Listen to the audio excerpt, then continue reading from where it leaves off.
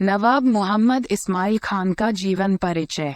नवाब मोहम्मद इस्माइल खान एक प्रख्यात मुस्लिम राजनीतिज्ञ का जन्म अगस्त 1884 में आगरा और अवध के संयुक्त प्रांत के एक हिस्से मेरठ में हुआ था।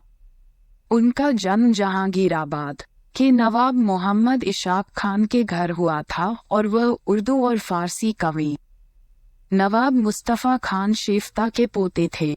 शेफ्ता उनका उर्दू उपनाम है। भारत में अपनी प्रारंभिक स्कूली शिक्षा पूरी करने के बाद वह 12 साल की उम्र में टोनब्रिज कैंट में टोनब्रिज स्कूल में पूर्णकालिक बॉर्डर के रूप में अपनी पढ़ाई जारी रखने के लिए इंग्लैंड चले गए। वहां से उन्होंने सेंट जॉन्स कॉलेज कैम्ब्रिज से स्नातक की डिग्री हासिल की और उसके बाद honourable society of the inner temple के बैरिस्टर बन गए। वह 1908 में 24 साल की उम्र में भारत लौट आए और कानून में अपना करियर चुना।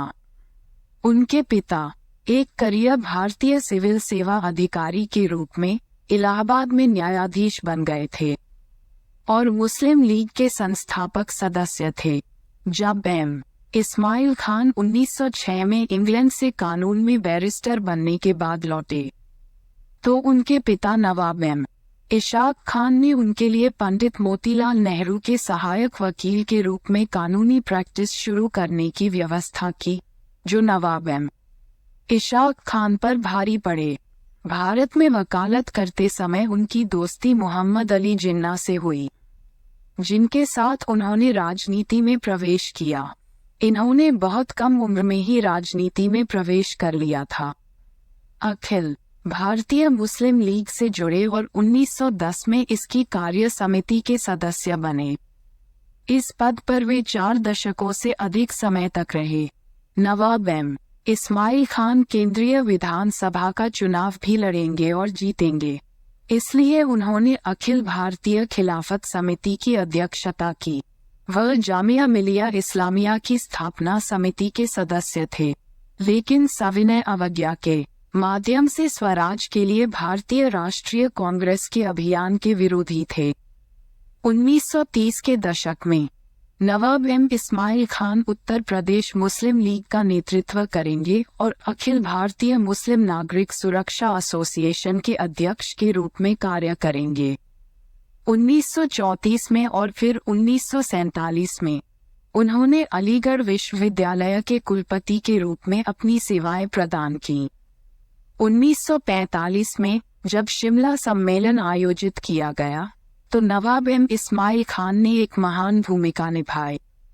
बाद में जून 1946 में कायद-ए-आज़म पंडित नेहरू और सरदार पटेल जैसे प्रतिष्ठित नेताओं के साथ उनका नाम अंतरिम सरकार के लिए प्रस्तावित किया गया था, लेकिन ये बताया गया कि व्यक्तिगत औचित्य के कारण अंतरिम सरकार में शामिल होने से इनकार कर दिया।